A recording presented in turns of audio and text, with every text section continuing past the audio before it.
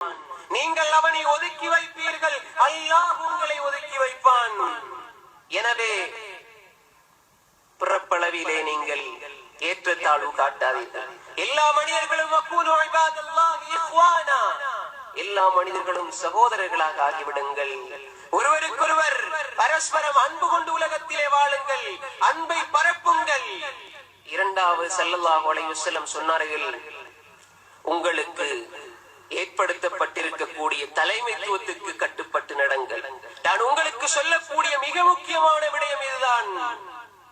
உங்களுக்கு ஏற்படுத்தப்பட்டிருக்கக்கூடிய உங்களுடைய தலைவருக்கு நீங்கள் கட்டுப்பட்டு நடங்கள்.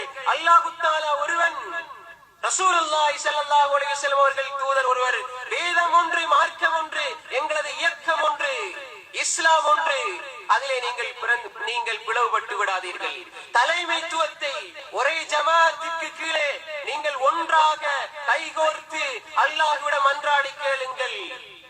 நீங்கள் ஒரே தலைமைத்துவத்திற்கு கீழே இருங்கள். ஏனென்றால் யதுல்லாஹி மஅல் ஜமாஅ, அல்லாஹ்வுடைய சக்தி, அல்லாஹ்வினுடைய உதவி, அல்லாஹ்வினுடைய வலிமை ஜமாஅத்தோடு இருக்கிறது. மக்கள் சேர்ந்திருப்பதிலே இருக்கிறது. தொழுகை அதனை உணர்த்துகிறது, வணக்க வழிபாடுகள் அதனை உணர்த்துகிறது. ஸல்லல்லாஹு அலைஹி வஸல்லம் சொன்னார்கள், வஇன் தஅம்மர அலைக்கும் அப்துன் ஹபஷி, மூக்கறுக்கப்பட்ட ஒரு கருப்பு இனத்து அடிமை உங்களுக்கு தலைவனாக நியமிக்கப்பட்டாலும் அவனுக்கு நீங்கள் கட்டுப்பட்டு நடங்கள். அலைக்கும் பிஸ்ஸம்இ வத்தா, கட்டுப்பட்டு நடங்கள். கட்டவிழ்ந்து விடப்பட்ட, கட்டை அவிழ்த்து விடப்பட்ட மிருகங்களை போன்று பிரிந்து சென்று விடாதீர்கள். இஸ்லாத்திலே